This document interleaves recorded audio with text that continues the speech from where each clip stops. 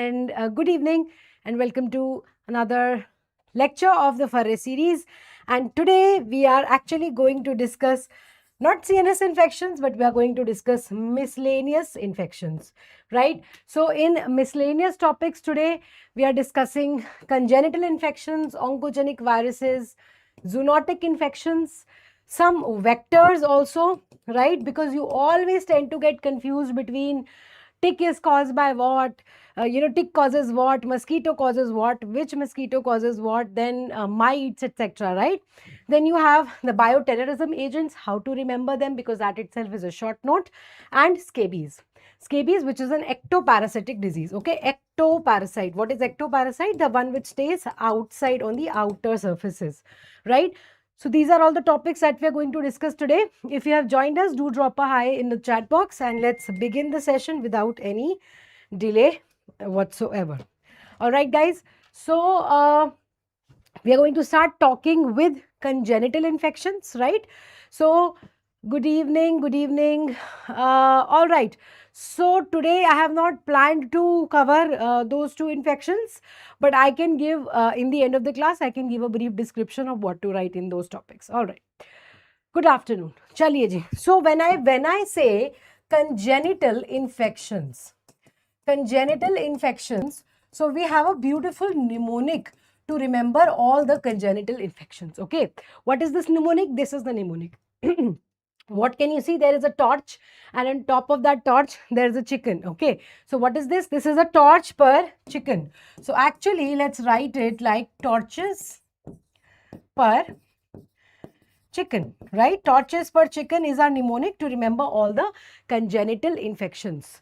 So what is TO? TO is of course, toxoplasma, toxoplasmosis. So it is congenital toxoplasmosis. Then you have congenital rubella syndrome. Then you have congenital cytomegalovirus syndrome, congenital herpes, which is caused by the herpes simplex virus. Then you have congenital syphilis, then congenital parvovirus infection and congenital chickenpox, which is also called as congenital varicella syndrome. All right. So chickenpox is caused by the varicella zoster virus, right? So when you look at Z, you should also remember Zika virus. Zika virus is also another important congenital cause of congenital infections. So now you know that whenever you are approaching congenital infections, you need to talk about torches per chicken. Yes, torches per chicken. Toxoplasma, rubella, CMV, HSV, syphilis, parvovirus, chickenpox, which is VZV, and therefore Zika virus, right? So we're going to start talking about all of them one by one. So just to give you a hint, just to give you a overall brief and discussion so that you can build a conceptual memory and then we can go into the details of it. For congenital toxoplasmosis, we always have to remember a triad of, symptoms. And those triad of symptoms can be remembered by this one particular cat. Okay, so the cat is not visible for some reason. So basically, what do we draw for congenital toxoplasmosis? We draw a baby cat. Okay, so baby cat has this big head and it has a very small body. All right, so it is a cat with the cat ears. Excellent, right? These are the whiskers. Here we have a cat. Now let me give this cat red colored eyes. Okay, so I'm giving it these red colored eyes and let me create some spots on his head, some spots on its head. So this one singular cat can help me remember everything I need to remember about congenital toxoplasmosis. Okay, this is a baby cat. Okay, this is a baby cat and that is telling me everything that I want to remember. What is baby telling me? Baby is telling me that this is congenital, that this is congenital toxoplasmosis. Now, who will tell me that who is the definitive host of toxoplasmosis? Cat is the definitive host and humans are the intermediate host of toxoplasma, right? Then what are these features telling me? This cat has a very, very big head. It has a big head.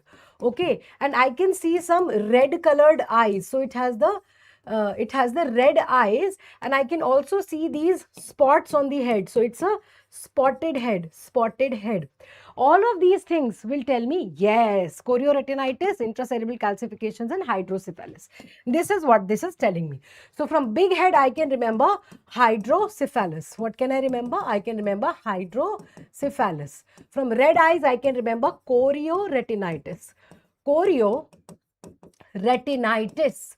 Then with the spotted heads, I can remember the intracranial or intracerebral calcifications, right? So this one particular baby cat is telling me everything that I need to remember about toxoplasmosis. So when I say congenital toxoplasmosis, that is my triad: the intracerebral calcifications, the hydrocephalus, and the chorioretinitis. Now I can easily remember it. What about rubella? Congenital rubella syndrome. What do we say about rubella? We say that the baby has fallen in love with the mother. So बच्चा क्या हो गया है? Mummy के प्यार में अंधा बहरा. So what is अंधा बहरा? It is cataracts, congenital cataracts, sensory neural hearing loss, microcephaly, and patent ductus arteriosus. So you have the quadrant of symptoms. You have the patent ductus arteriosus because बच्चे ने क्या किया? प्यार किया है. So the heart is going to get affected. प्यार में दिमाग भी छोटा हो जाता है. So microcephaly is going to be there. Then he is andha and behra in प्यार. So behra means sensory neural hearing loss and andha means cataracts. So the classical feature of congenital cataracts, salt and pepper retina, what is that?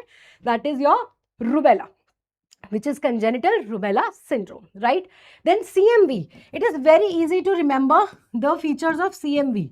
Just write CMVS. Okay. CMV will lead to CMVS. What is C? C is of course chorioretinitis. Then it is microcephaly. Then it is ventricular calcifications. And then you have sensory neural hearing loss. Right? So it is the same symptomatology here and there overlapping amongst almost all congenital infections. It's just that there are many classical triads and tetrads which is seen. So you should be able to remember that and write them in the form of a triad, make a tetrad, okay, and write them like that. That is why we are just summarizing and revising and taking a one glimpse right here in this sheet, so that when we move forward, we can pay attention to the other details that we need to take care of. Okay, so these are all the characteristic classical features. So this is your 130-second quick revision which can prove useful before the exam. Then what about syphilis? Syphilis also has two types. So there is the early congenital syphilis and there is the late congenital syphilis. There are three features in the early congenital syphilis and there are the three features in the late congenital syphilis. Okay. So let me show you the image right here only and then we can move on to talk about it in detail. So you see, this is the early congenital syphilis and this is the late congenital syphilis. In early, there are three features: the snuffles or syphilitic rhinitis, then the vesiculobullous rashes on the skin, and the Wimberger sign or Saber-Shin, basically the destruction of the metaphysis of the bones. Right? Then in the late Hutchison's triad, there is the Hutchison teeth, interstitial keratitis in the eyes, and sensory neural hearing loss in the ears. So how do we remember it? We are in the country of Gandhiji, so we remember Gandhiji's three monkeys. Okay, बुरा मत देखो, बुरा मत बोलो, बुरा मत सुनो. What does that mean? This means interstitial keratitis, this means sensory neural hearing loss, and this means Hutchison's teeth. So this is the triad of late syphilis or Hutchison's triad. And what was early syphilis? Rhinitis, bullous rashes, and broken bones. Yes, so we can remember that. So over here only, let's sum it up. What was early syphilis? There was the bullous rashes, the bullae on the skin. Yes, there is the bullae on the skin. Then there is the Wimberger sign with the broken bones and the snuffles, the syphilitic rhinitis or the snuffles. Okay. Then in the late, we had the Hutchison's triad. Hutchison's triad, which was the Gandhi ji ke teen bandar. Done ho gaya, right? And then parvovirus is the simplest, is the cutest of all. You know, parvovirus is parvovirus B19. It has the letter P and it loves the P antigen on the RBCs. And where is this P antigen found? In the precursor. In the precursor RBCs. So what does it lead to? It basically goes and destroys all of these RBCs. So how will a child get congenital infection? A child will get congenital infection through the placenta of the mother. So what is the mother giving? Mother is passing the virus through the placenta. Now the baby has acquired parvovirus. What will parvovirus do? It will go and attack the precursor RBCs inside the fetus. So that will lead to destruction of RBCs in the fetus. And what is that phenomenon called as? Hydrops fetalis. So usually in RH incompatible mothers, there is hydrops fetalis because the maternal antibodies, they go and kill the RBCs of the fetus. Over here, it's not the antibodies, it is the virus which is going and killing. So that is not a immune mediated hydrops fetalis. So parvovirus, congenital parvovirus leads to non-immune hydrops fetalis. It leads to non-immune hydrops fetalis. Very, very easy and simple to remember. Non-immune hydrops fetalis. Then you have chickenpox. So we have this very beautiful mnemonic to remember chickenpox. See, chickenpox means congenital varicella syndrome, meaning the mother has to have primary chickenpox, not zoster, not shingles. So if a mother gets shingles or zoster, that is not going to lead to congenital infections. When the mother has chickenpox, that is what is going to lead to these infections. Okay, so when a mother who's pregnant goes and gets chickenpox, that is a very bad news for the baby also, right? So what will the mother say? Mother will say, silly me, I've gone and gotten a chickenpox. So when she is saying silly me, so we can write that as silly me. Yes, silly me. So what is silly me standing for? You have the cicatricial ulcers on the skin. Yes, you have limb hypoplasia, and then you have microcephaly. And Zika virus characteristically is associated with microcephaly, right? So much so that if in an area we want to find out how many mosquitoes are carrying the Zika virus, we simply look at how many babies are getting born with microcephaly. That is called as microcephaly index. So Zika is so characteristically associated with microcephaly. So you can notice one common feature over here. Even if you forget all of these mnemonics, this microcephaly, sensory neural hearing loss, and chorioretinitis is something that you can inevitably write in each and every congenital infection. Okay, so that is something which is going to happen. Yes, I am giving lectures in systemic form because these lectures are intended for your prof exams. All right. Okay. So now with this single sheet, with this single, page, take a screenshot, take the, refer to the notes which can be found on the app. This is your one shot snapshot for writing your answers in the exam. If you don't remember absolutely anything, then you can simply take this flowchart and expand it in the answer sheet also. But since you want very good marks, so we are going to discuss each one of these further as well, right? So we are going to start with toxoplasmosis. For congenital toxoplasmosis, we have already seen this baby cat with the big head and the red eyes and the spotted head, right? So this is hydrocephalus, chorioretinitis, and intracranial calcifications. So we can see here what was the features of congenital toxoplasmosis. We have just seen hydrocephalus, chorioretinitis, and intracranial calcifications. You can see these intracranial calcifications on a CT or MRI. So this tells me another thing. From CAT, I can also remember that CAT scan or CT scan is going to be the mainstay of diagnosis for this disease. Okay, mainstay of diagnosis is going to be the CT scan. So on CT scan, you are seeing these intracranial calcifications. You can see the ring enhancing lesions. Yes, the thing with acquisition or acquiring this infection is that if the infection is acquired by the mother in the first trimester, it is associated with more severity. Okay, and if it is acquired in the third trimester, then it is associated with more transmission. Okay, so just remember that third is with T, right? Third is with T, so more transmission is there with the T in the third trimester, and in the first trimester there is going to be more severity of disease in the fetus, right? Then how do you do a diagnosis? That is something that you have to write majorly in the answer sheets, that for diagnosis of congenital toxoplasmosis, you have antenatal diagnosis and postnatal diagnosis. What is antenatal diagnosis? That when the mother is pregnant itself and the baby is inside the womb, at that particular point of time, you want to make a diagnosis. So you will do an ultrasound and you can detect the various congenital anomalies in the baby. You can do a PCR of the amniotic fluid by amniocentesis. So perform amniocentesis and do the PCR for the presence of toxoplasma genes. Okay.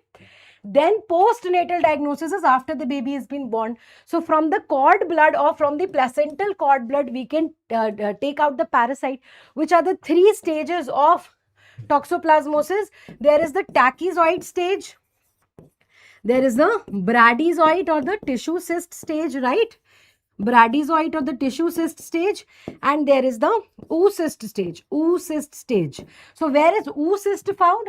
Oocyst is found in cat feces. Cat feces.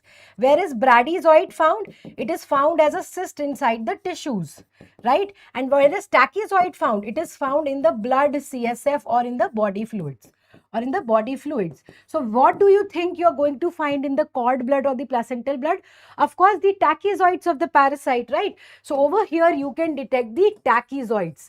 And what do the tachyzoids look like? The name itself says tachy and zoid.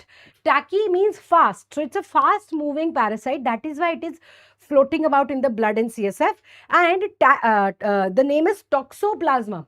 So toxo actually stands for the word toxon, and toxon means bow of the bow and arrow. So these are bow shaped parasites, right? So these tachyzoids, they look like this. So this is a tachyzoid of a toxoplasma. So this is what you're going to see in the cord blood. You can also make this sketchy little diagram in the answer sheet also once you write that. Then you can detect IgM in the fetus. So this is going to tell you a recent infection. IgA persistence more than 10 days can be seen. IgE can be detected. PCR can be done, and fundus examination of the baby. For what do you think we are doing the fundus examination of the eye?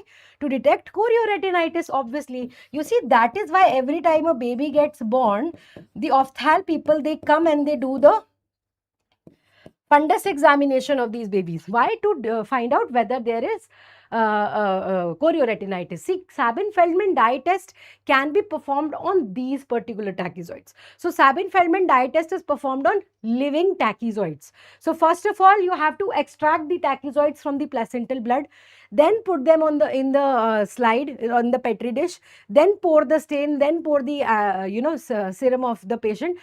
The thing is, Sabin-Feldman dye test is basically to detect antibody presence. It's an obsolete method, but yes, you can write it in the answers. It's not a problem. When you're writing antibody detection, you can write that this can be done either by ELISAs or this can be done by the Sabin-Feldman dye test. Yeah, right? So correct. Good question actually. Now we come on to congenital rubella syndrome, right? So you can easily remember the cat of toxoplasmosis, and then just use your brain how you're going to make a diagnosis. Once the baby is in the womb, you can do amniocentesis. Once the baby is out, you can take out the cord blood, or you can simply do antibody detection in the blood of the baby as well as the mother. Good afternoon, right? Now, congenital rubella syndrome, right? That is why we are scared of the rubella virus. What does rubella virus cause normally in children? It causes something which is called as German measles. It is a 3-day measles. It is something that we are not scared of. It is self-limiting and it is not very problematic. What is the main problem associated with rubella virus? It is its highly teratogenic nature, that if a pregnant mother gets it, then it's a very bad news for the baby and the fetus, right? It's highly teratogenic, and if you get it in the first trimester, it is associated with maximum severity. It belongs to togaviridae, and it is the only ruby virus which infects the humans. Yes, ruby virus which infects the humans.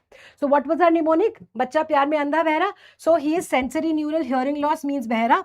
Patent ductus arteriosus, which is the cardiac defects because of the pyar, and congenital cataract, which is also called as salt and pepper retina, right? So congenital cataract, babies born with cataracts, primary implicated organism is rubella virus, okay? Rubella, congenital rubella syndrome.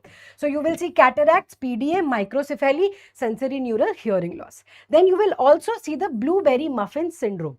The baby kind of starts looking like a blueberry muffin. Why? Because of all of these petechial rashes. Thank you so much that you're liking the lecture. Stay tuned, continue, and you're going to score very well because of this lecture also, right? So you have the blueberry muffin syndrome, right? Because of the petechial rashes on the baby. So you can remember all of this. Now, how do you make a diagnosis? Of course, simply you just detect an IgM in the neonate, or you detect IgG.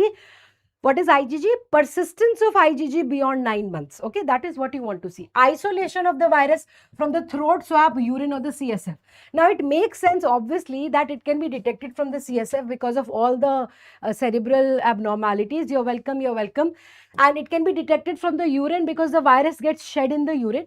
Why the throat swab? Because it leads to something which is called as German measles. Yes. And how is measles spread? Measles is spread through the respiratory contact. So this is also that kind of a virus which spreads through respiratory contact. Then you can do an RT-PCR, and prevention is of course universal immunization. With what? With MMR, measles, mumps, rubella, the MMR vaccine. In that, the rubella is made up of the RA273 strain, right? Oh, thank you so much, Hanan. Very, very nice to see that you're liking all the lectures. All right, excellent. Chalo. So now we can also remember the mnemonics of measles, hai na? Sorry, mnemonics of MMR, the strains of MMR. So let's quickly revise it. Antenatal diagnosis is done, like I said, through amniocentesis or through ultrasonography. On ultrasound, you see the congenital malformations in the baby. Then you take out the amniotic fluid, you put it through PCR, and if you detect the genes of toxoplasma, then it's a confirmatory diagnosis. Okay, Hania, then please, I will see you in 2 years. Work hard and crack NEET this time. All right, chalo ji. Let's not get distracted. Let's talk about let's quickly revise the strains of the MMR vaccine. So you have MMR. So you have measles, mumps, and rubella. What is the strain of rubella which is used? We have just seen the RA273 strain, right? The RA273 strain is what is used. What is used in mumps? It's the Geril-Lin strain. Geril-Lin strain. Now there is an excellent mnemonic to remember all the strains of measles. Measles. What is the mnemonic? Just simply write the word measles. Okay. Measles. What all letters do you see? You see an M, you see E and Z, and you see S. So M stands for Moratin strain. Moratin strain. E and Z stands for Edmonston Zagreb strain. And S stands for Schwartz strain. Schwartz strain, right? So you are done. Schwartz strain, Moratin strain, Edmonston Zagreb strain. All right, chalo ji. So measles is 3 strains of measles, 1 strain of mumps, and 1 strain of the rubella virus, right? So now we have done how many? We have done 2. We have seen everything that we needed to know about toxoplasmosis. We have seen everything we needed to know about congenital rubella syndrome. Now we come on to the others. Yeah. Let's talk about cytomegalovirus. So you know cytomegalovirus is actually a human herpes 5. So we have the beautiful mnemonic of simple, very easy chicken, right? So chicken was 5, HHV5, which was cytomegalovirus, right? So there is a massive enlargement of the host cell. That is why we call it as cytomegalo. Cyto means cell, megalo means enlargement. So what does this virus do? This virus enters the host cell and it enlarges the host cell very, very much. That is why the name is cytomegalovirus. It is a human herpes virus 5 and the maximum risk is during the first trimester, right? So there can be 2 types of CMV infections when we talk about babies. In adults, it can lead to immunocompromised organ transplant or AIDS patients. Okay, so what does CMV do in adults? In immunocompetent adults, it leads to mononucleosis like syndrome. So it is not infectious mononucleosis. Okay, that is Epstein-Barr virus. This leads to mononucleosis like syndrome. But in immunocompromised adults or in immunocompromised patients, it leads to AIDS-related diseases and it's lead to organ transplant. It is in fact the most common cause associated with organ transplant. Okay. So whenever you have infections related to transplant, CMV is the first thing that should come to your mind. Most commonly associated virus with organ transplantation is cytomegalovirus. Okay? So this is all in adults. What about the babies? What is it doing in the babies? In the babies, it is leading to congenital cytomegalovirus or perinatal cytomegalovirus. What is perinatal? At the time of birth, when the baby was passing through the birth canal, at that time the baby acquired the cytomegalovirus. When it was passing through the birth canal, at that point, so in that moment it is going to inhale all the virus through the respiratory route or it is going to enter through the mucosa. So it will lead to interstitial pneumonitis. What are we concerned with? Since we are reading congenital infections, we are majorly concerned with congenital cytomegalovirus, right? So there is intrauterine growth retardation, chorioretinitis, hepatomegaly, microcephaly, ventriculomegaly, intracerebral calcifications, periventricular calcification, sensory neural hearing loss. How to remember all of this? We remember we have just seen CMVS. So what was C? C was chorioretinitis. Chorioretinitis. Just revising, microcephaly, periventricular or ventricular calcifications, and S is sensory neural hearing loss. ठीक है ना? These are the features of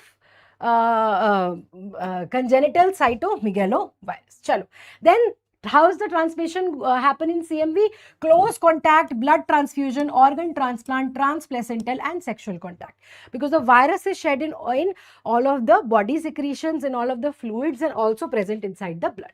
Now, how do you do a lab diagnosis? You see the classical owl-eye inclusion bodies associated with the cytomegalovirus. Why? Because it enters the host cell, makes it big, it makes the nucleus also big, and these inclusions are both intranuclear as well as intracytoplasmic. So to do the lab diagnosis, you will collect the urine sample of the patient, the CSF sample of the patient, any biopsies, anything that you have collected.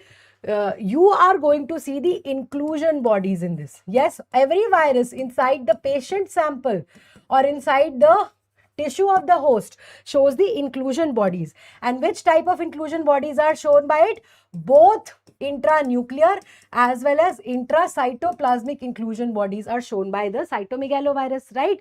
And what are those inclusion bodies called as? Owl-eye.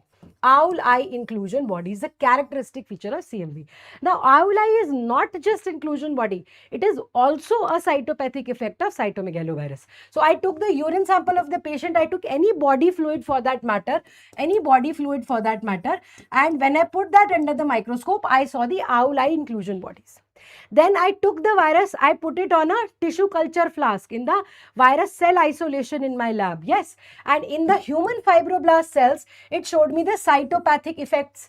And to these cells of the lab also, the virus did the same thing. The virus created the owl-eye inclusions in those cells also led to multinucleated giant cell type of cytopathic effects. So please remember, CMV is synonymous with owl-eye inclusion. If I wake you up from your sleep and I say, tell me about cytomegalovirus, you should utter two things: organ transplant, congenital, and owl-eye inclusion. Definitely you should utter these two things: organ transplant and owl-eye inclusions, right? So now, then you can also do antibody detection. You can do antigen detection. Antigen of cytomegalovirus is PP65. Then you know that even though cytomegalovirus is a human herpes 5 virus, all herpes viruses have the treatment by acyclovir. There is only one exception, that is CMV, and the treatment is vanciclovir or vanganciclovir. So there is valganciclovir, ganciclovir, and something which is called as foscarnet. How to remember? So it's an owl-eye inclusion. So it's an owl. How will you catch the owl? You will catch the owl using a net. So how will you treat the cytomegalovirus? By using a net. So it is foscarnet and vanganciclovir. Okay, so of course there has to be a cyclovir because it's a herpes virus. So that is why Van cyclovir will be there. And then you catch the owl with the net. So there is FARRE. Okay, FARRE. That finishes cytomegalovirus. Now let's talk about herpes. So we are done with torch, toxoplasma, rubella, CMV, and finally the H of torch, which is herpes simplex virus. So neonatal herpes is caused by the herpes simplex virus, right? It can be of three types. There is something which is called as the SEM herpes. SEM herpes. What is SEM herpes? Skin, eyes and mouth. Skin, eyes and mouth. So on the skin there is going to be ulcers. In the eyes there is going to be blindness. And in the mouth the baby is going to have cold sores. Just like herpes labialis or the cold sores of herpes which the adults get, similarly the baby is also going to get the SEM herpes. Skin, eyes and mouth. Ulcers on the skin, ulcers on the mouth and blindness in the eyes. Then finally you have CNS. CNS herpes is of course lethargy, seizure, tremors, bulging fontanelle, all the common features of CNS involvement. And then it can be disseminated in the body where it can present as hepatosplenomegaly. And when there is hepatosplenomegaly or dissemination, that leads to maximum poorest output or prognosis. So I think we had missed it out in the very first thing. So for HSV, what do we remember? For HSV, we remember SEM herpes. SEM herpes. What is SEM herpes? Skin, eyes and mouth herpes. Skin, eyes and mouth herpes. Okay.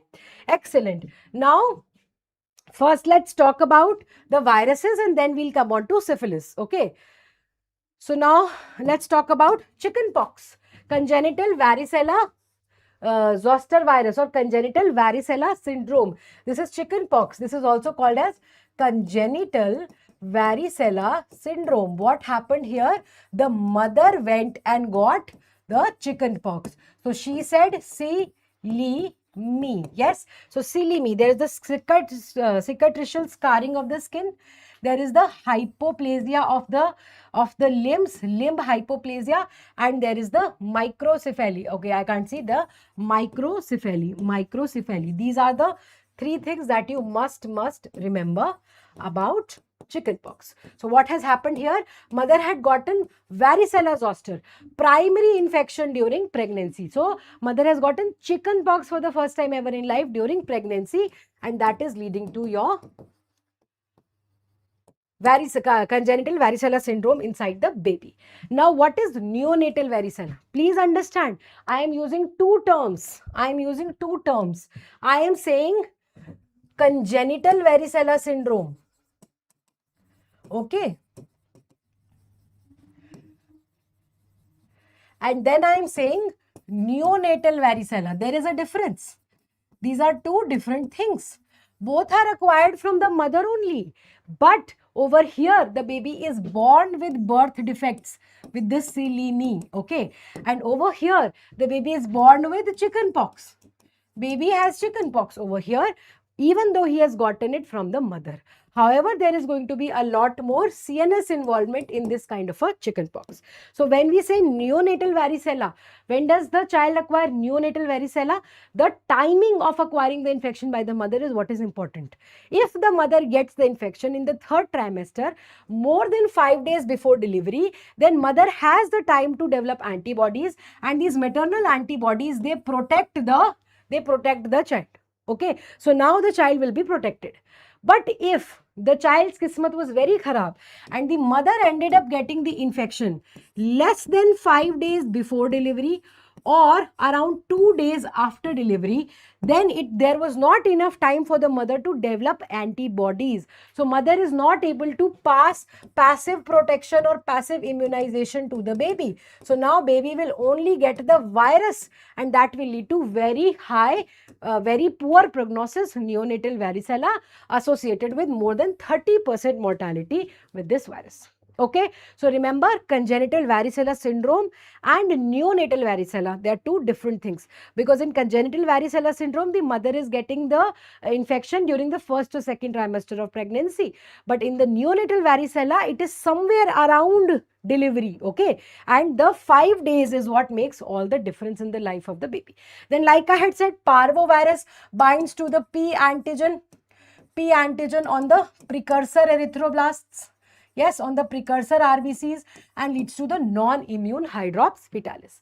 Then we have the Zika virus. You know, Zika is spread by the mosquitoes, bite of mosquito. The Aedes aegypti is the most important mosquito. This leads to microcephaly. So microcephaly is so much associated with Zika virus that it leads to that to measure it, we measure the microcephaly index of a place to find out how many Aedes mosquitoes are actually burdened with the Zika virus in this particular endemic zone. All right. Then we come on to syphilis. I have already told you, there is early syphilis and late congenital syphilis. Early congenital syphilis is snuffles or syphilitic rhinitis, vesicular bullous eruptions on the skin, Wimberger sign, which is the destruction of the metaphysis of the bones, right? Then late is the Gandhiji's three monkeys, Hutchison incisor. What is Hutchison incisor? If this is a normal teeth, a Hutchison incisor has this pegged teeth. Okay, there is a notched or pegged incisors. Notched or pegged incisors, that is Hutchison's teeth. Okay, so H, this teeth is kind of looking like H only. Yes, H also looks like this. So that is what the teeth looks like. Then the eyes, you will have interstitial keratitis and sensory neural hearing loss. You can also have saber shin, clutton joints. All of these are important words that you can write in the answer sheet. Okay? Then how do you do a diagnosis? You will do VDRL, because VDRL can only be performed on CSF. You know, in RPR, you cannot use CSF. So RPR cannot be used for detection of syphilis in the CSF of a congenital syphilis wala baby. IgM can be detected by the FDA ABS. This is a specific test for syphilis, if you remember, right? This is a specific test. This is a non-specific test. However, these are standard tests for syphilis. Non-specific tests, but standard tests for syphilis, which is VDRL and RPR, right? Then you can do simple modern IgM ELISAs. You can do Treponema pallidum dark ground microscopy. So by dark ground microscopy, you can find the spiral spirochetes showing you the corkscrew motility. But where will you find them? You will obviously find them in the cord blood, in the placenta, or in the nasal discharge of the baby. How come in the nasal discharge of the baby? You remember the snuffles or the syphilitic rhinitis. So in these snuffles, you can find this spirochete moving about showing the corkscrew motility. So this can be found because of the snuffles or the syphilitic rhinitis. Okay, so easy. Now we are done and we are finished with congenital infections. Okay, so entirely we have talked about the agent which causes it, the symptoms that it shows, and what can we do for the lab diagnosis of all of these infections.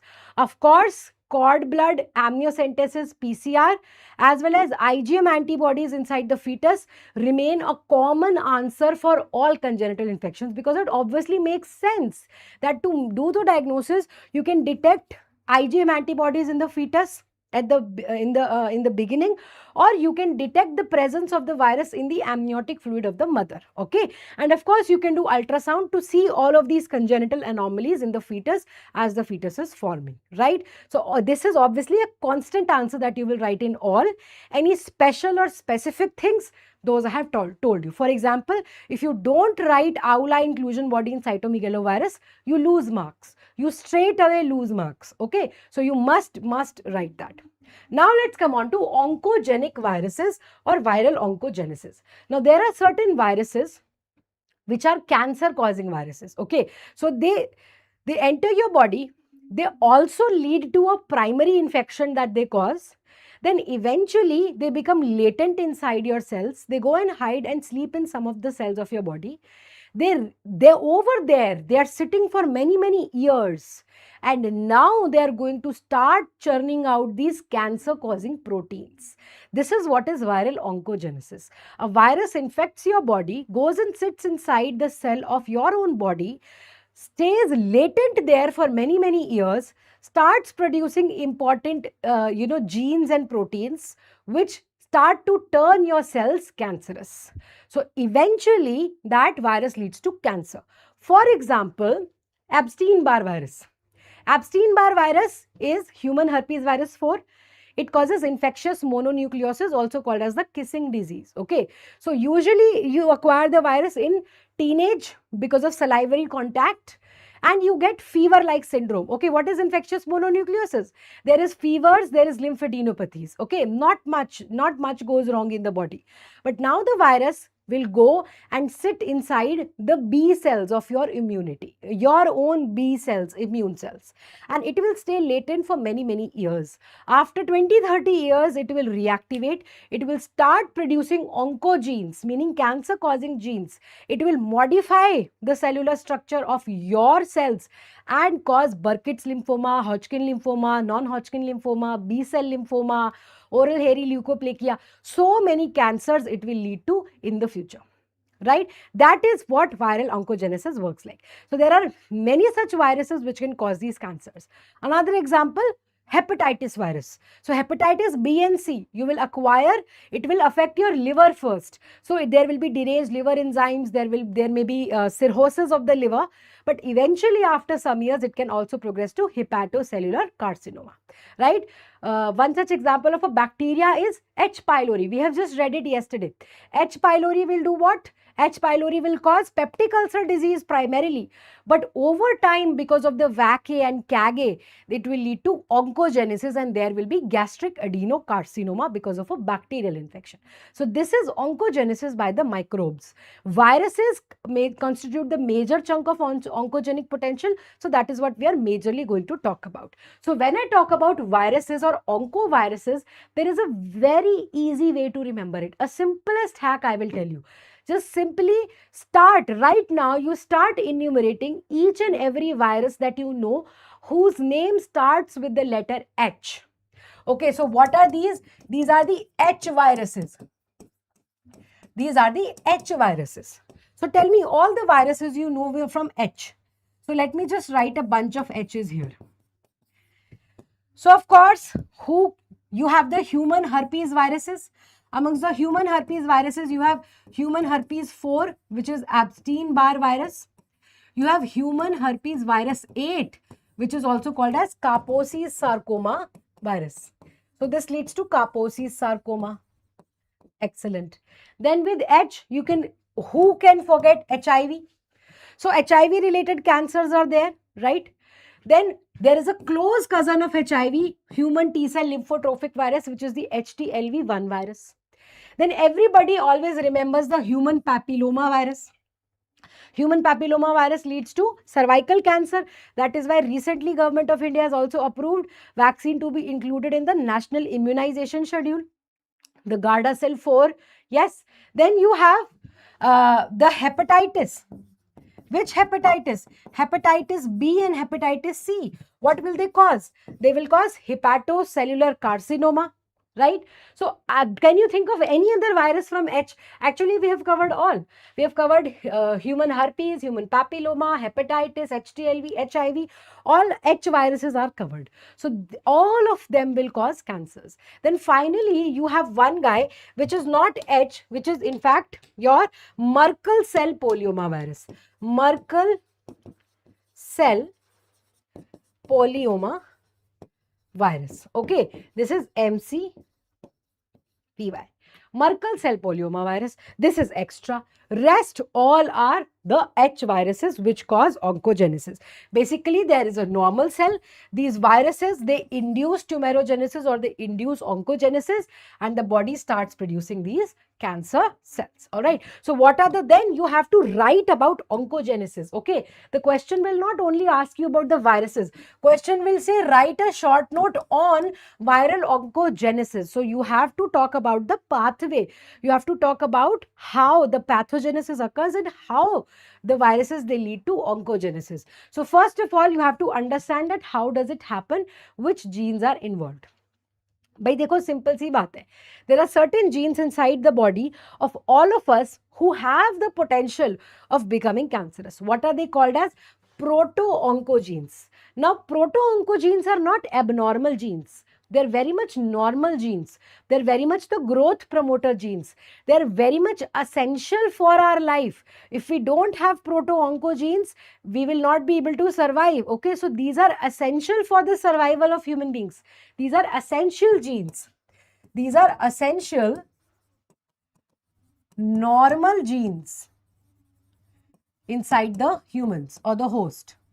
Okay, now these genes are just functioning, they are living their life, they're causing cell division, they're promoting cell division, and normal life is happening. Now a virus comes and virus infects.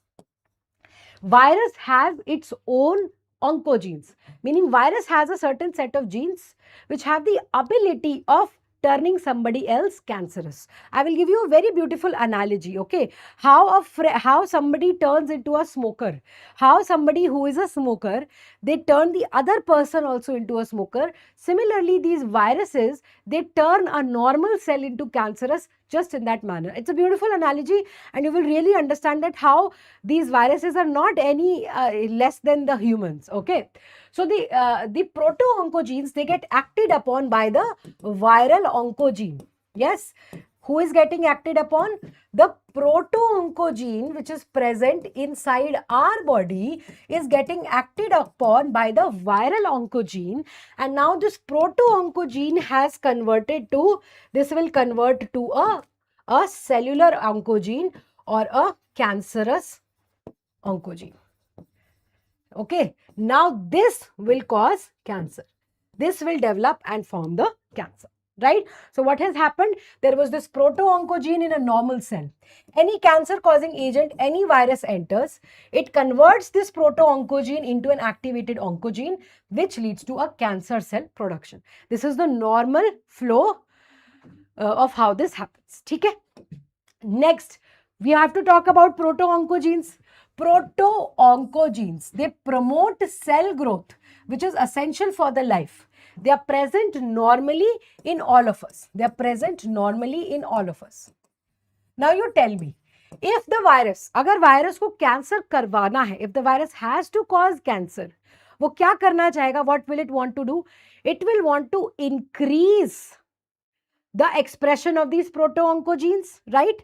So what will the virus do? Virus will increase the expression of these proto-oncogenes.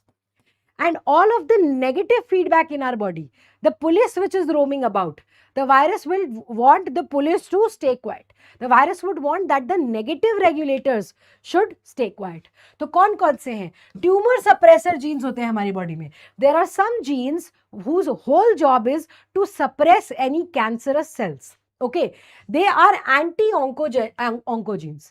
What do you think the virus wants to do? The virus wants to suppress these. So the virus will increase the expression of proto-oncogenes, but the virus will suppress the expression of the tumor suppressor genes. Okay, and then there are some apoptosis regulatory genes. What do? The moment they realize that one cell has become cancerous, or this cell, नहीं लिख सकते बेटा Ankit, I am very very sorry. Modern medicine is English medium medicine, all the research is done in English medium. Therefore, you are supposed to read books in English and write the answers in English. Being an Indian, English is a piece of cake for all of you. I'm sure you can easily do it. Don't even fret and fear about it. Anyways, apoptosis. Apoptosis क्या करता है? Apoptosis regulatory genes. What happens here? These genes, the moment they detect that some virus has gone, that some cell has gone berserk, cell pagal ho gaya, cell has started producing cancerous properties, cell has started growing abnormally, there is some genetic mutation, then these apoptosis regulatory genes, they get activated, they get upregulated. So now what will these genes do? They will lead to apoptosis, they will cause apoptosis of these abnormal cells. So what will the virus want to do? Virus would want that these apoptosis regulatory genes, which cause upregulation of the programmed cell death or apoptosis, they should also be suppressed. Yes, so the virus will come and suppress these also. Then there are some DNA repair genes. Whenever they find out that this DNA has gone cancerous, they will come and repair this. ठीक है? तो फिर ये they repair the mutations during cell growth. The virus would also want to suppress this. So what does the virus basically do? Anybody who has a potential of turning cancerous, उसको तो वो उकसाएगा virus, उसको वो बढ़ावा देगा कि भाई तुम ग्रो करो. And anybody who has the potential of shutting down or curbing the cancer, virus would shut them down, right? So now, like I was saying, a child, there is a boy, a teenage boy who smokes. Okay? Correct. Fast ligand mediated AICD.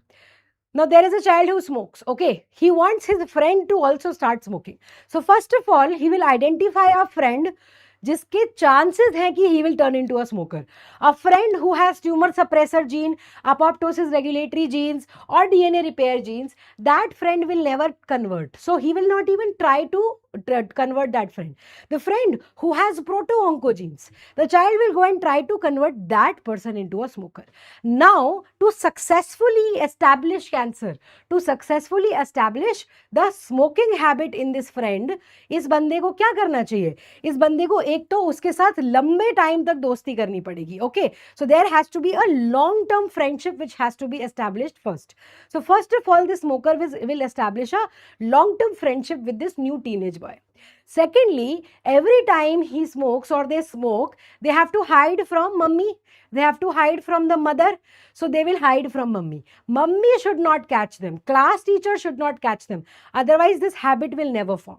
That is the second thing they will do. Third, if they really want to make it a bad habit, they will go and befriend mummy. Right? Now, mummy will think that he's such a good boy. Mummy will never doubt this boy. Yes, the smoker has gone and become best friends with the mummy only. Now, mummy is saying, such a good boy. ये तो मेरे बेटे को कभी नहीं बिगाड़ सकता, right? So, these are the strategies which are adopted by a bad person who's trying to convert you into a bad guy. Similarly, the virus does that. First of all, the virus establishes persistent infection inside your body. First of all, it will go and sit inside the cell and it will sit there for 10, 20 years, 50 years, many years, right? So, long-term friendship has to happen first.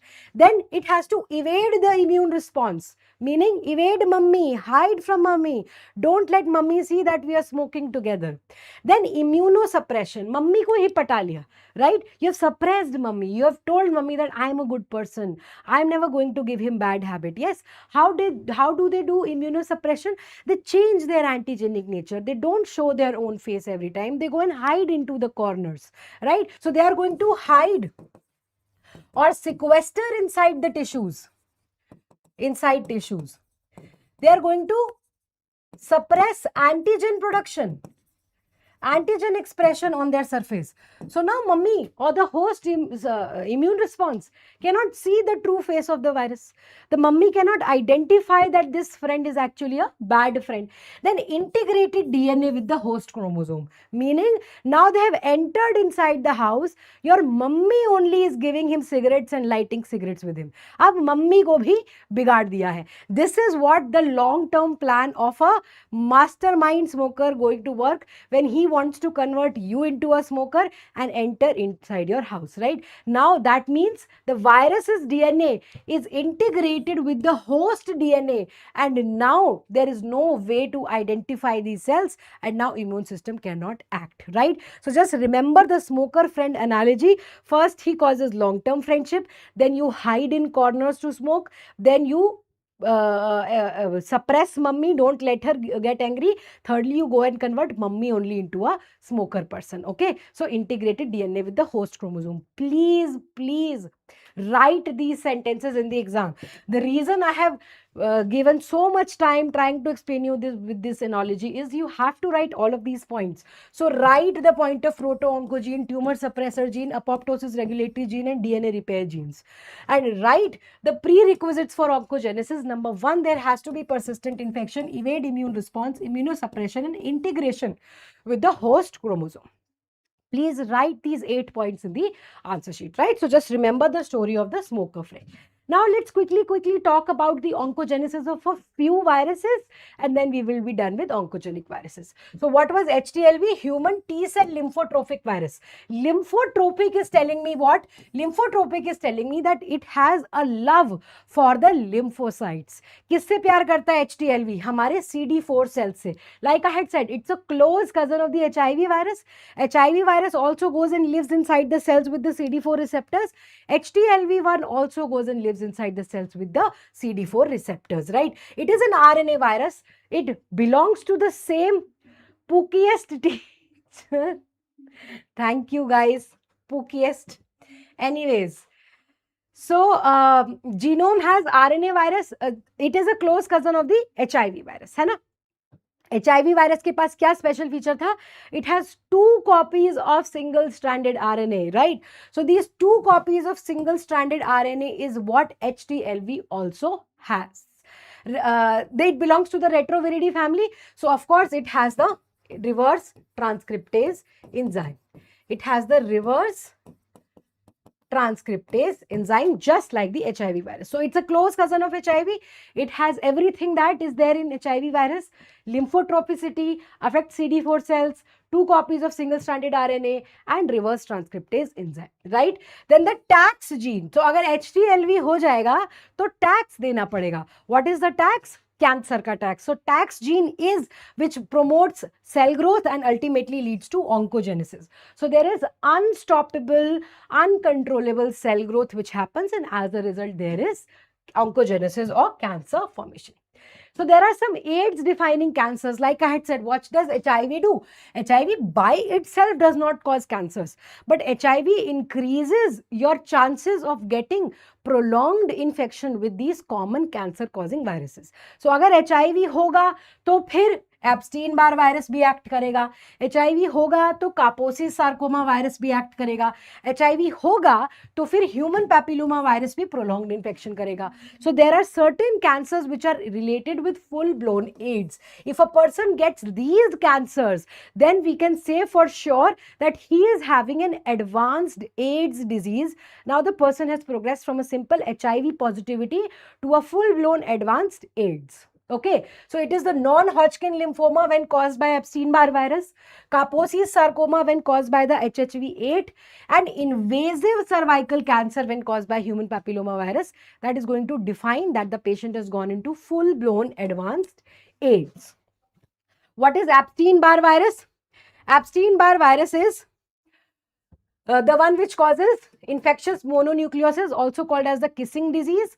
The virus enters through your tonsils, and tonsils are lymphoid organs. So inside the tonsils, it will find the B cells. So first of all, it enters the tonsil using the CD21 receptor, right? With the CD21 receptor, it has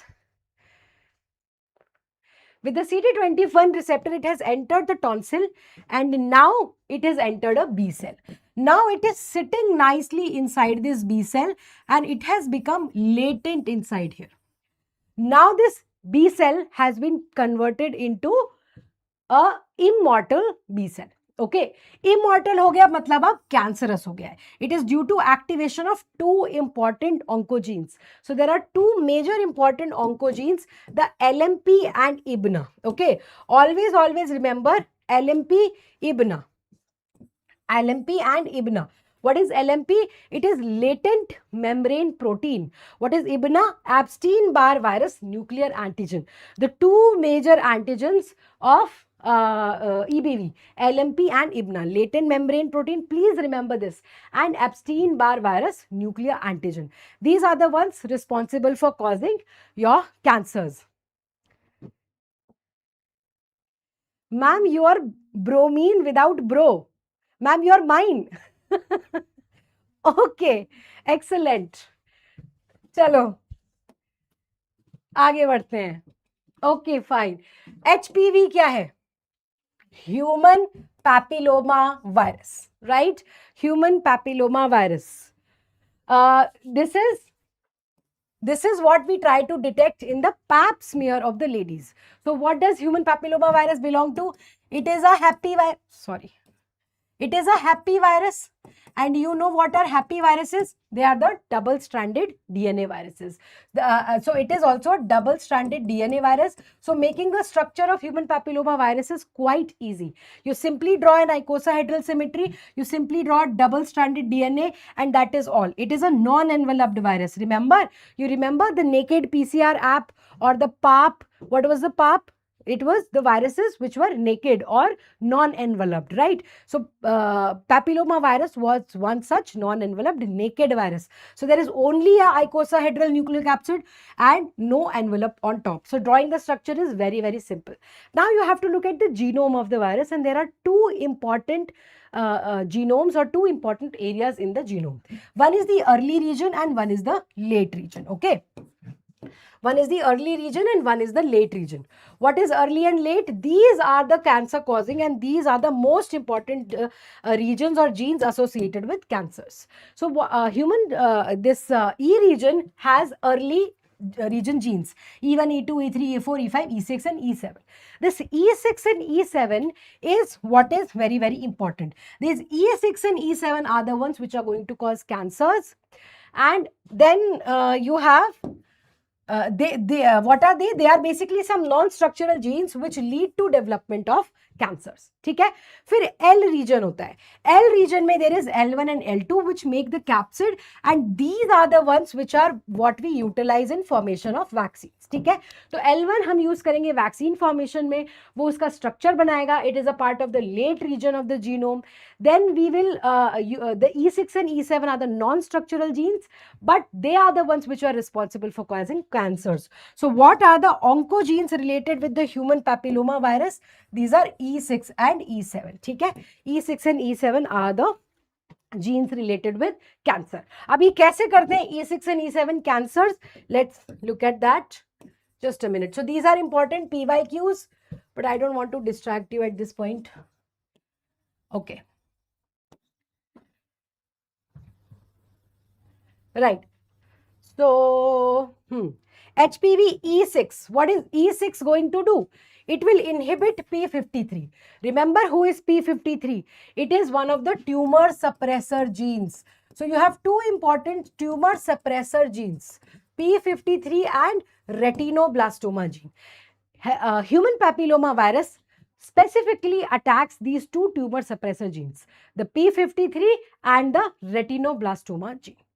Who will suppress P53? HPV E6. Who will suppress retinoblastoma? HPV E7.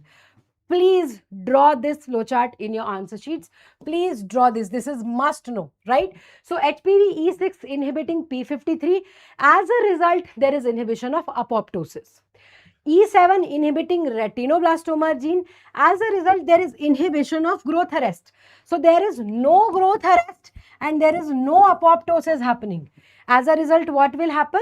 As a result, cancers are going to happen, right? So there has to be stopped cell division and there has to be apoptosis for normally. You are for mine. What is you? Acha, for me. Oh my God, sun for shine. What is happening, guys? The way you explain concepts makes everything so easy to understand. You made micro so easy. Thank you, ma'am. All right. Thank you, guys. So cute. क्या क्या लिख रहे हो यार? Ma'am, you are copper and tellurium because you are cutie. You are cutie too. All right. बस. Okay, let's go back to studying. हाँ जी. So we have to talk about two major important serotypes. क्या क्या serotypes हैं? 611 and 1618. Two major serotypes. 611 छोड़ 11. 1618 danger seal. What is this telling you? That serotype 611 are low risk serotypes and 1618 are high risk serotypes. This is a forever asked question. This is the point that if you don't write in your answer sheets, you're getting nowhere, you're not getting any marks. ठीक है? तो 6 11 छोड़ 11, meaning low risk. Even if you get infected with 6 and 11, not much will happen. You will get benign warts, which is called as condylomata acuminata. Now, just to jog your memories, condylomata lata was syphilis, okay? But condylomata acuminata is your HPV 611, which causes benign warts. Then 1618 is danger scene, meaning now what is going to happen? Cervical cancer, squamous cell carcinoma of anus, penis and oropharyngeal carcinoma. Everything is a very important PYQ, very important question. So just remember 611 and 1618. So these are the serotypes which are going to constitute major part of your vaccines also, है ना? So even vaccines will be made by this. So the vaccines, so these are the different vaccine modes. We will look at it in a minute. So how do you do the lab diagnosis? You do the pap smear. You must have all heard that pap smear is done on all these reproductive age ladies. Why? To find out any anaplasia or metaplasia related to HPV. So you do the histopath and you can do the PCRs also. Protection, the mainstay of protection and prevention is to actually use barrier method of protection and to give vaccines. Now vaccines are usually given up to 11 to 15 years in both boys and girls, because where is a girl going to acquire the infection from? From a male partner, right? So that is why both boys and girls need to get the vaccine, and it can be given up to 25 years of age. Then prevention, like I said, is done by these two methods. Then amongst the vaccines, you have these 3-4 methods. You have Gardasil 9, of course, telling you that this is a 9-valent vaccine, meaning there is serotype 6, 11, 16, 18, 30, 31 and so on. Okay. Then you have the Sarvarix. Sarvarix is bivalent. So it only has the high risk serotypes. The 16, 18 serotypes only it contains, right? Then you have Gardasil 4, and this is the one which has been approved by National Immunization Schedule, and it has to be given to 14-year-old girls. Okay. It has the 4 important strains, the 6-11 and the 16-18. The low risk and the high risk serotypes are included in the Gardasil 4. So remember, Gardasil 9, Gardasil 4 and Sarvarix. These are all the important vaccines. Okay? Now, there are some other non-viral pathogens. What are these non-viral oncogenic pathogens? These are bacteria and parasites. So you remember, H. pylori causes gastric adenocarcinoma. Then your schistosoma hematobium causes bladder cancer or urinary bladder carcinoma. Schistosoma mansoni can cause colorectal cancer, and clonorchis can cause cholangiocarcinoma or gallbladder carcinoma, right? So these are other important non-viral oncogenic pathogens which are parasites and bacteria. They can also lead to cancers. ठीक है? हो गया जी? चलो, good. Now we come on to one very important zoonotic infection, which is plague. Most ignored, kahin koi nahi padh pata, then they ask in the exam and then we are at a loss, right? So let's talk about Yersinia pestis. What does Yersinia pestis cause? It causes plague. It is spread majorly through the rodents. Who bites the rodents? The fleas. Which flea is involved here? The rat flea, which is Xenopsilla chiopis. Xenopsilla chiopis. And when these fleas, they start biting the humans, then we get the plague. There are 3 important types of plague: bubonic plague, septicemic plague, and the pneumonic plague. What is bubonic plague? There is the most common rodent to human transmission is seen. Septicemic is secondary to bubonic, wherein it enters the bloodstream, and pneumonic is through the respiratory droplets. Which out of these do you think is going to become the bioterrorism agent? Of course, the pneumonic plague is going to become the bioterrorism agent, because you can always ask the respiratory droplets to spread far away. Okay, not ask, I mean they do spread far away, right? So, historically, plague, the first pandemic happened, and then in the 14th century there was the Black Death due to the septicemic plague, which leads to gangrene. In India in 1994 there have been 3 epidemics: Surat, Shimla and Uttarkashi outbreaks. And there are the endemic zones in India, which is Kolar, Karnataka, Bidlatur, Maharashtra, Roru, Himachal Pradesh and Dungad village of the Uttarakhand. ठीक है, यहाँ पे endemic है क्योंकि यहाँ पे आपको मिलता है ये Xenopsilla chiopis. ठीक है, Xenopsilla chiopis क्या है? नॉर्थ इंडिया में मिलने वाला rat flea. What is Xenopsilla astia? South India में मिलने वाला rat flea. And Xenopsilla brasilensis, which we are not concerned with. If you have to remember at least one species, it is this Xenopsilla chiopis leading to rat flea. This is the image of a rat flea. Blocked flea is the phenomenon which leads to the spread of the disease. What is blocked flea? This is the proboscis of the flea. Yes, the flea is going to bite the rodents. Rodents के अंदर बैठा है आपका Yersinia pestis. Yersinia pestis is taken up by the flea when she is biting the rodents. Now the proboscis is completely and totally filled with Yersinia pestis. So now the proboscis is blocked, right? When this rat flea will come and bite a human, it has to suck the blood of human. There is no space in the proboscis because the proboscis is blocked with Yersinia pestis. So what will it do? It will regurgitate. It will vomit out all of this Yersinia pestis into your blood and then suck out the fresh blood from your body. So what is happening actually? So it is not any flea. Not every flea which bites you is going to give you plague. It has to be a blocked flea which bites you and then gives you the plague. So it is by the bite of blocked flea. Please write it and highlight it in your answer sheets. Bite of blocked flea.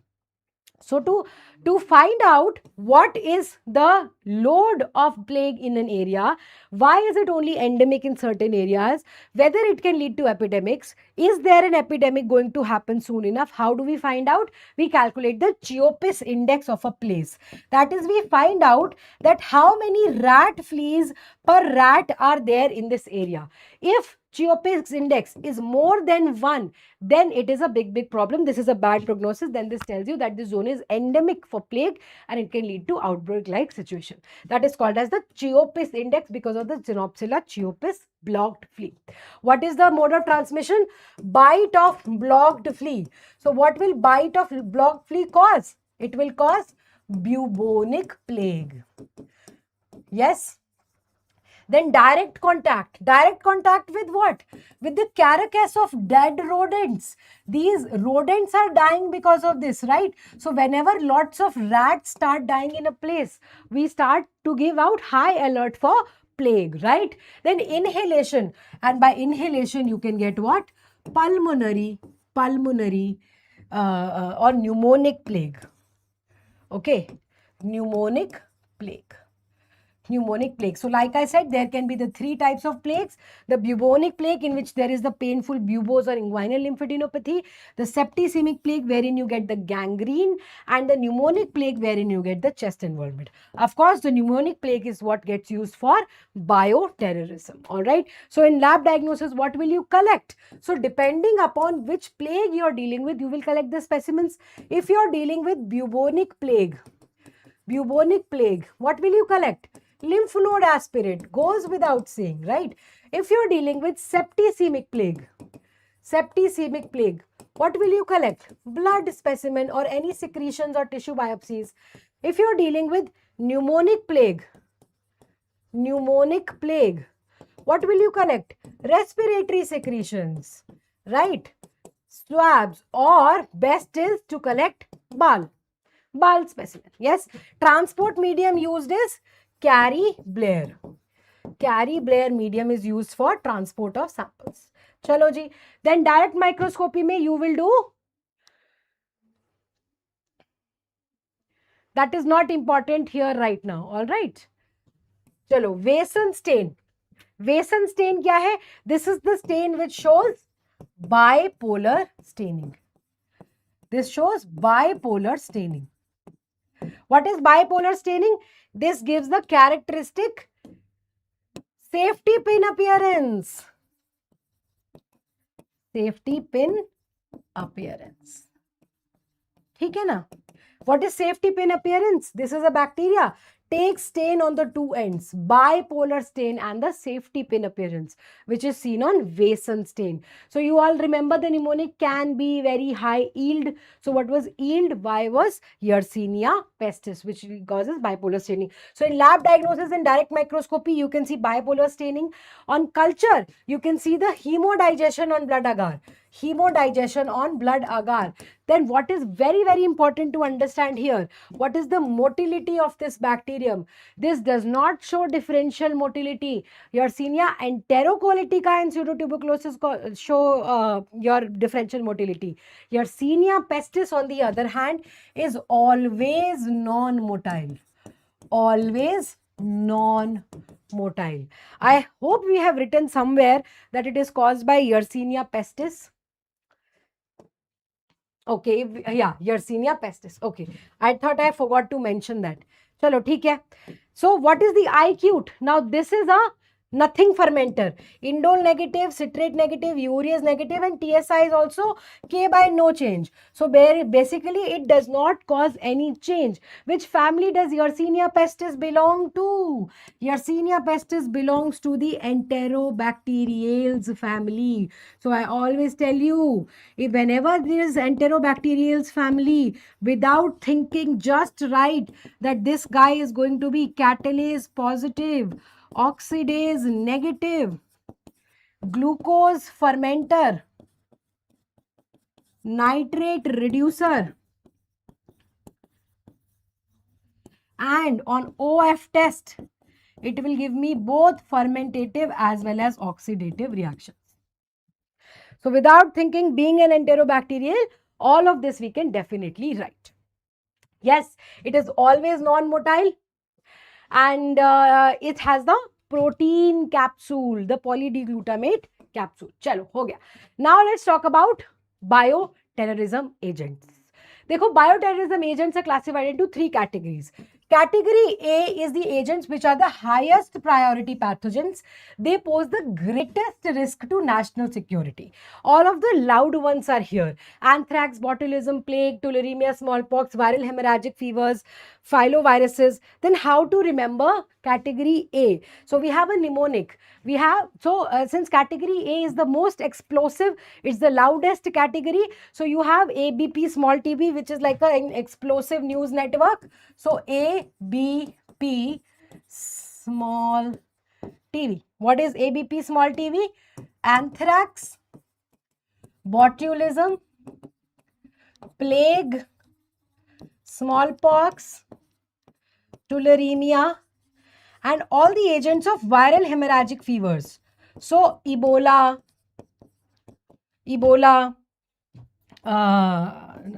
Nipah, Lassa, they all become agents of bioterrorism A. So viral hemorrhagic fevers, you have your Ebola virus, Marburg virus, Lassa virus, all of this become agents or all of this become your category A bioterrorism agents. So just remember Ebola, Lassa, etc. What is this? This is category A. Category A of bioterrorism is the most dangerous category. Now we have category B. How to remember category B? You see, number 1, it says that all of the food threats and water safety threats are involved here. So it has got something to do with food and water. So when you go to a French restaurant and they serve you nice food and water, what do the people say? People say merci beaucoup.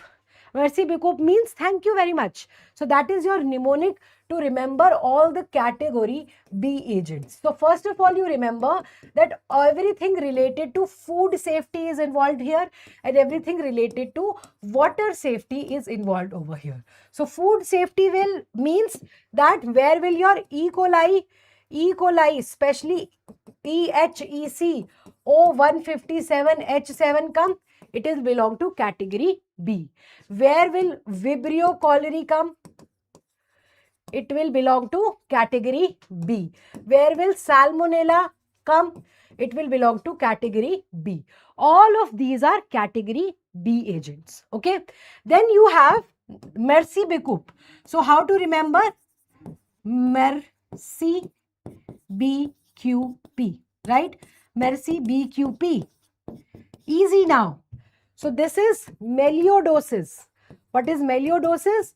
Burkholderia pseudomallei, also called as Vietnamese time bomb. So it is a category B bioterrorism agent. Then Ricinus toxin or Staph aureus toxin. So Staph aureus toxin is which category agent? Category B.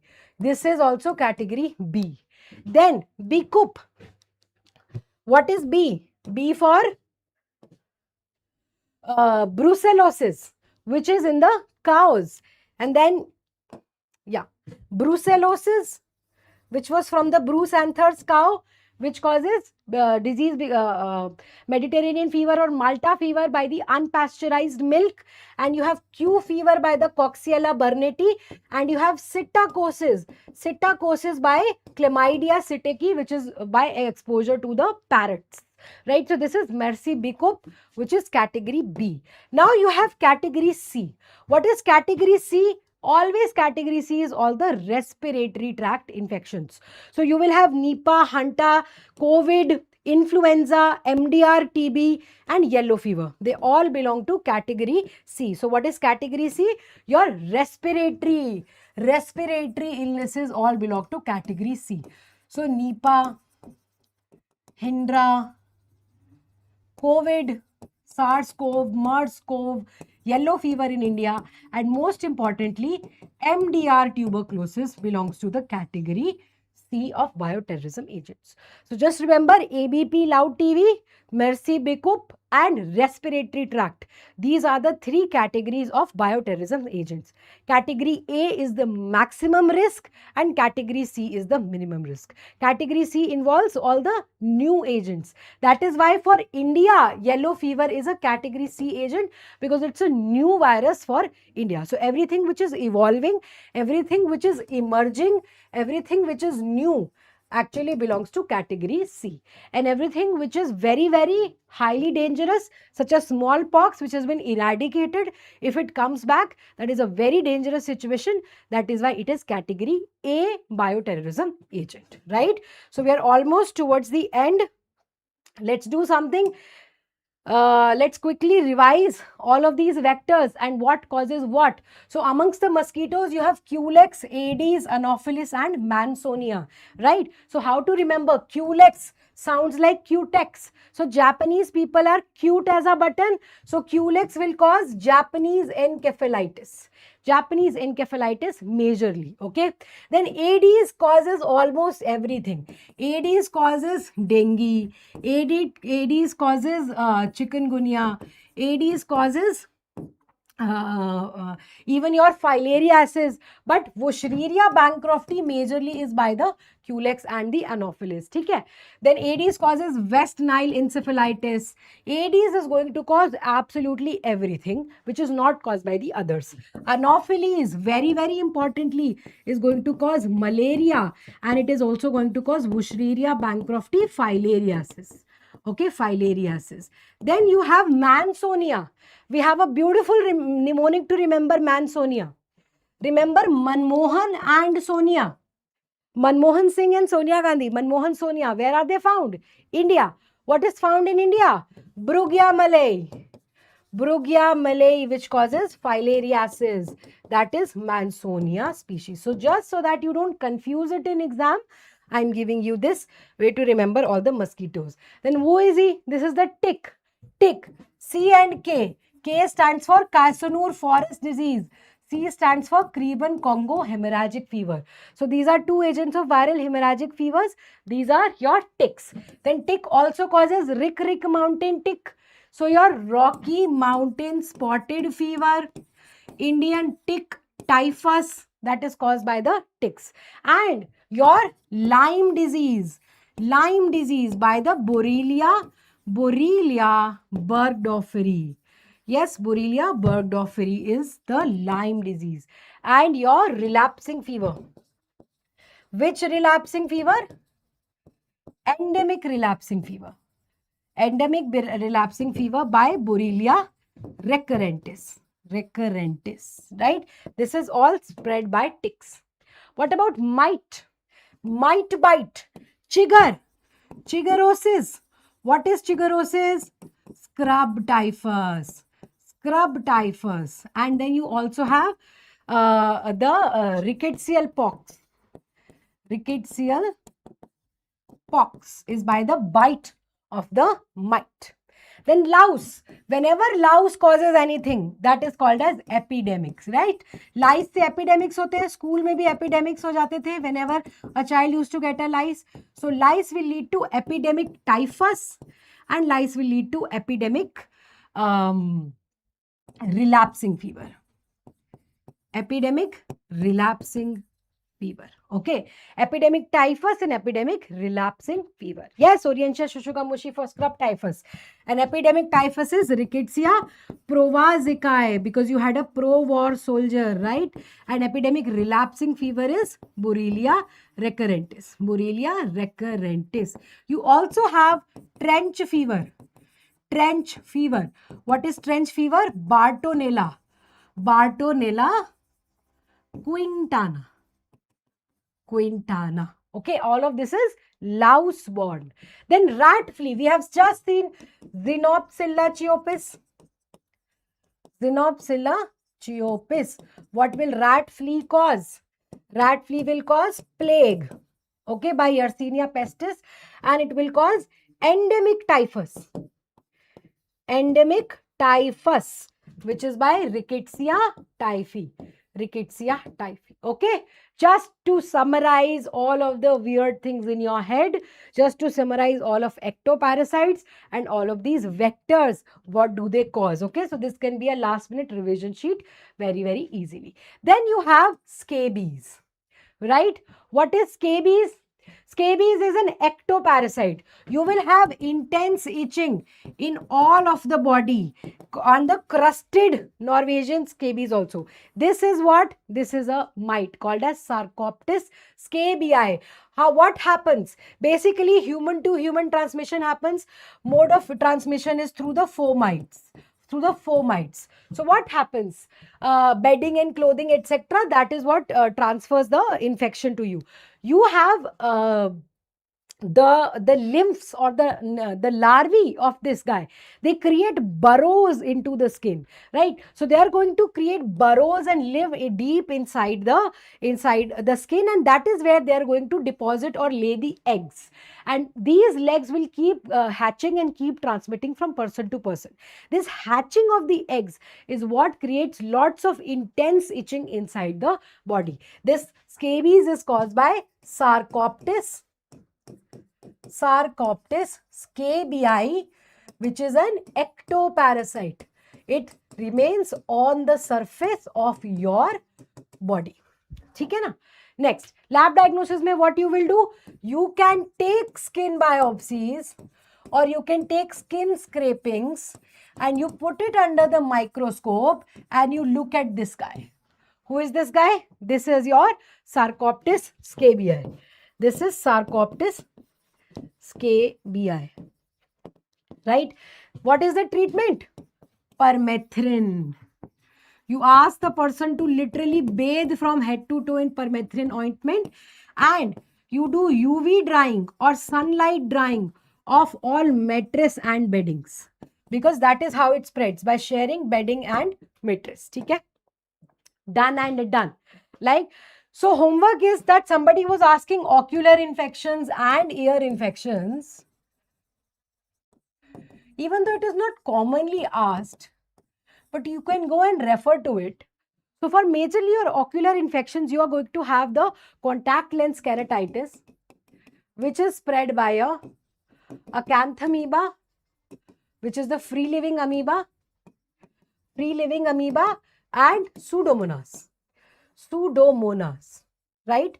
Then you have catarrh, summer catarrh or conjunctivitis, which is by Chlamydia trachomatis and A to C, serotype A to C, right? Then you have summer camp conjunctivitis, which is by the adenovirus serotype 3 to 7, right? And you also have your pink eye or shipyard eye. That is also by adenovirus.